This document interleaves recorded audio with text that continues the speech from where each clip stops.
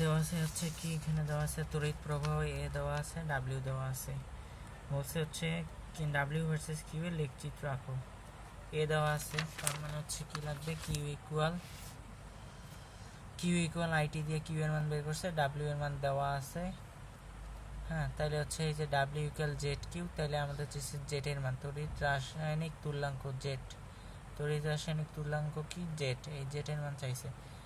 Z এর মান W ভাগ কিউ দিয়ে প্রত্যেকটা সেম মান আসবে, এই যে সেম মান আসবে, শেষ।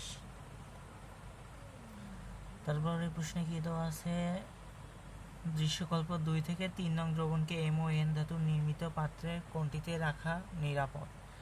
আচ্ছা, দৃশ্যকল্প 2,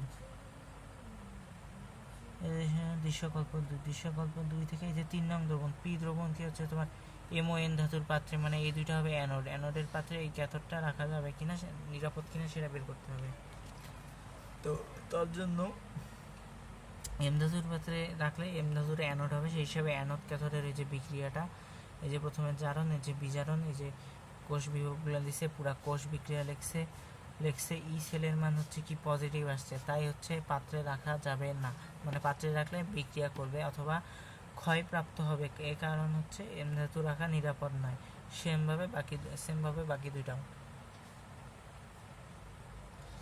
তারপর কি বলছে, দৃশ্যকল্প 1 উদ্দীপকের কোষে সংঘটিত অর্ধকোষ বিক্রিয়া এবং কোষ বিক্রিয়া, মানে অর্ধ হাফটা লিখতে হবে, পুরো দুইটা মিলিয়ে যেটা কোষ বিক্রিয়া লিখতে হবে।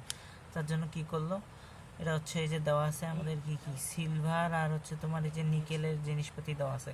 সিলভারের হচ্ছে প্লাস থেকে এই যে সিলভার হয়েছে, মানে হচ্ছে এটা কি বিজারণ বিভব দেওয়া আছে, আর নিকেল 2+ থেকে হচ্ছে নিকেল হয়েছে, এটারও বিজারণ বিভব দেওয়া আছে।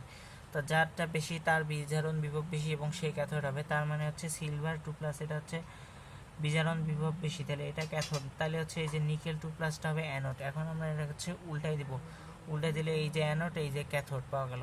এখন এই দুটো দিয়ে বিক্রিয়া করে লেখছে, এই দেখো হচ্ছে অ্যানোড, এই যে ক্যাথোড, শেষ, বিক্রিয়া করছে, শেষ।